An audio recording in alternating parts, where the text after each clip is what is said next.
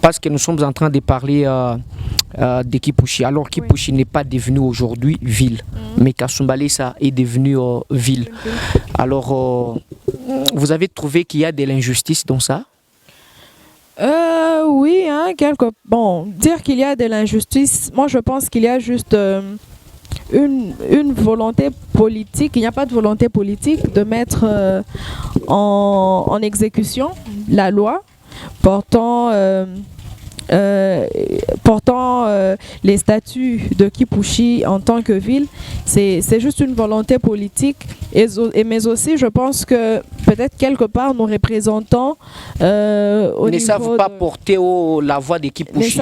Bon, ils ne savent pas porter, mais peut-être qu'ils le portent, mais pas suffisamment. Mais aussi peut-être l'appropriation de cette lutte par la population. Parce que la population est au courant de la réalité, mais elle ne prend pas ça vraiment en main. Voilà. Et surtout que, comme j'étais en train de le dire au début, nous avons grandi avec une éducation rigoureuse de la Gécamine, d'où il y a beaucoup d'élites. Et plus souvent, les gens sont focus sur leur vie. Donc les enfants de Kipushi sont bien éduqués? Très bien éduqués. Ah bon? C'est l'éducation de la Gécamine quand même.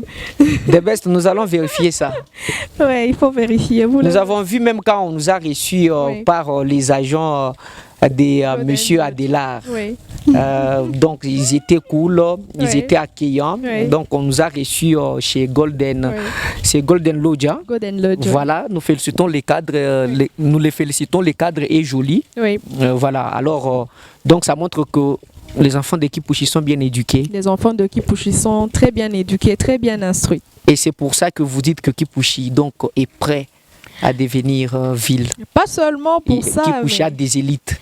Pas seulement parce que Kipushi a des élites, mais parce que c'est reconnu par la loi.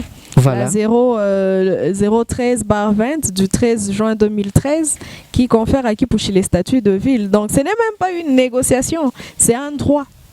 Ah, mais pourquoi ça traîne à être exécuté, c'est arrêté?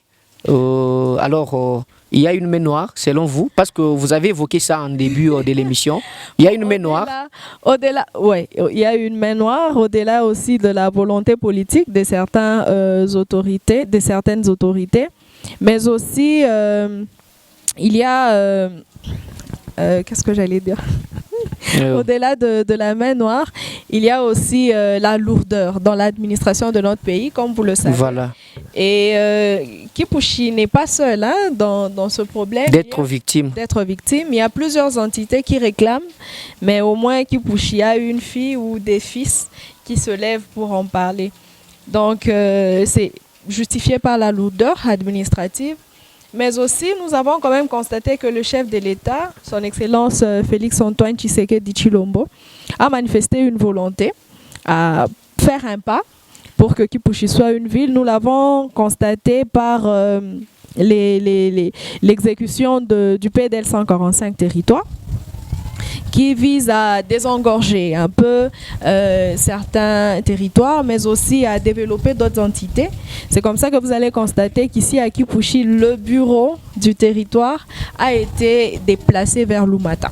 Ah bon? Oui. Ok. C'est-à-dire, c'est déjà un point qui prouve encore une fois que Kipushi est en train de devenir ville, mais ça traîne encore. Pourquoi? Parce qu'avant, l'administrateur des territoires avait son bureau dans Kipushi Cité, qui est aujourd'hui une ville, qui sera bientôt une ville quand on aura... les bureaux de l'administrateur, il n'est plus ici? Ils ont été délocalisés, délocalisés vers Lumata. Donc là, vous êtes resté avec les bourgmestres? Avec le bourgmestre faisant fonction.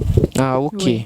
Déjà, c'est un pas parce que ça sonnerait mal d'être dans une ville avec le bureau de l'administrateur, avec la mairie, avec les bourgmestres. Ça crée un peu des comment on dit, des chevauchements. Voilà. Et grâce au projet de 145 territoires initié par le chef de l'État, aujourd'hui, Kipushi est quand même désengorgé. Nous pensons qu'avec le temps, il y aura peut-être des animateurs maintenant pour assurer la gestion de Kipushi en tant que ville.